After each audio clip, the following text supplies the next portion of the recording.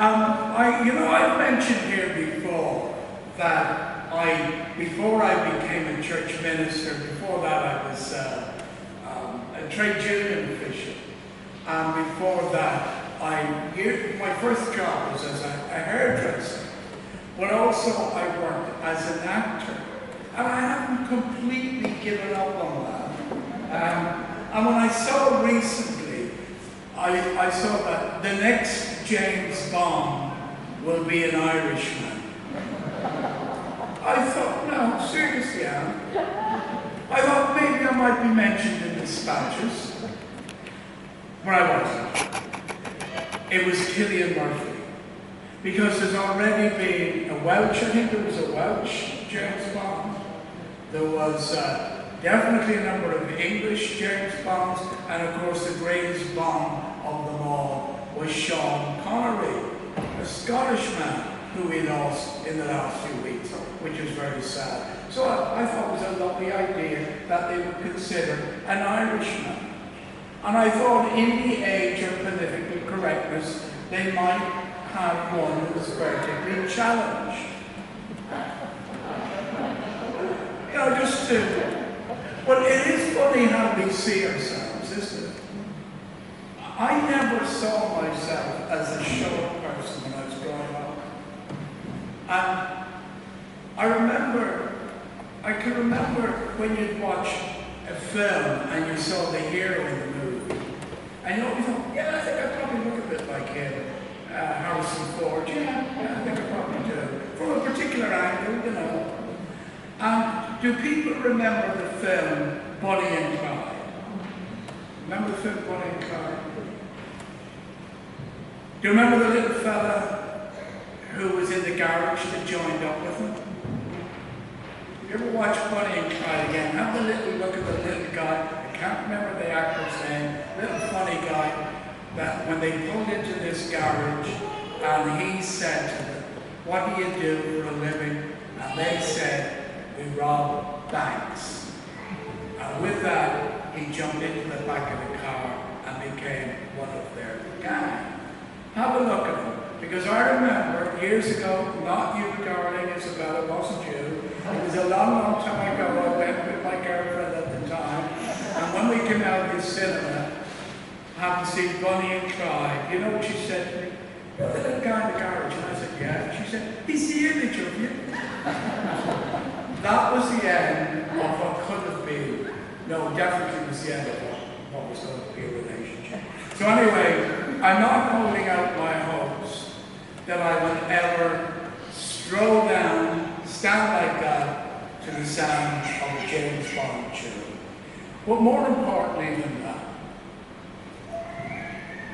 sadly, we won't be open next Sunday, nor Sunday the 5th of December. So we've closed for 2 Sundays because of the instructions from the Minister for Health. And he, in his wisdom, and the Chief Medical Officer have decided they're going to have a complete close down for 2 weeks. And we all have to respect that because we do want to see the virus diminish. However, I personally would have to say I don't think it's right that churches should have to close. And I really don't think churches can be compared with, and I don't mean any disrespect to the retail outlet or to pubs or anything else, but church has a different place in people's life than anything else. It's a sanctuary, it's a place of spiritual development, and it's a real sense of community. And of course, we're here for a particular reason today because of church and baptism, which cannot be done in a pub. Well, I suppose you could try baptizing each other. Actually, maybe it's not a bad idea. However, we won't be here for 2 Sundays, but we will have our video services up, and then we'll see you again in 3 weeks' time. And talking about the various regulations governing COVID-19, I do find some of them really, really funny. In Scotland, You can fly wherever you like. You can travel wherever you like from the Scottish airport. But you mustn't travel to the airport. You cannot drive to the airport because it's not an essential journey. So I was wondering, can you cycle as part of your exercise and then leave your bike at the airport? You can cycle. Michael was signaling to me you could cycle. Hope you can cycle. Yeah, you could cycle. Okay, and leave your bike at the airport. But I think fair play to my own hometown, Dublin, the Irish government thought, we can top that. In Ireland, in Dublin, the minister announced, you can have somebody around for a cup of coffee. So you can invite somebody to your house for a cup of coffee. But you cannot have Irish coffee. So you can have a coffee, but not Irish coffee. And Isabella asked me, what about Russian coffee? And I felt she was being facetious and was making fun of those wonderful regulations. So if you're in Dublin, you can come round for a coffee, but you cannot have a little drop of the hard stuff in your coffee. Anyway, enough of that. And none of that matters now, because today is a very special day in all sense. And even in these strange times, the baptism of a new child is wonderful because it's a real sign of hope.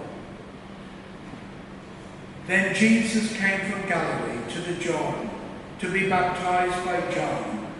But John tried to deter him, saying, I need to be baptized by you, and you come to me. Jesus replied, let it be so.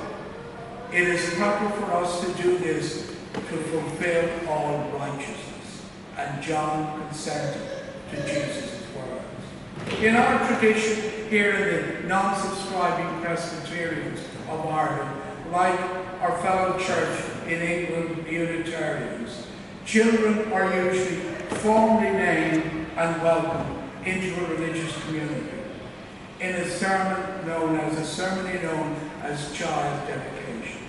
A blessing for the new life of the child. An expression of the parent or parents' hopes for the child in the future. And a promise by the congregation to support and nurture the child in spiritual life. In our tradition, we conflate all three concepts: welcoming, christening, and baptism. However, it is the parents who, in my opinion, who understand and what they believe is really happening. We recognize the cultural need to mark the arrival of the new baby. It's inherent in our DNA. It's built into our culture. That's what rituals are about. Here in All Souls, we regard baptism as a sacrament, as something sacred in the welcome of child. I like to think of baptism as a gift that transcends our physical understanding in this world, whether in real terms or in poetic form, understanding a gift that connects the child to the best that exists within human nature and human life. But whatever the wish of the parents, or indeed the community gathered here, the essential understanding is the recognition of the individual nature of each new life. You may give a child your love. You may give a child your thoughts. But that child, boy or girl, will become their own person. They have their own right, their own thoughts, their own being. We may give them what we consider treasures, but they, at the end of it all, will be their own person. And even in baptism, we recognize that. And now I'd like to invite Amy and Gary to come forward.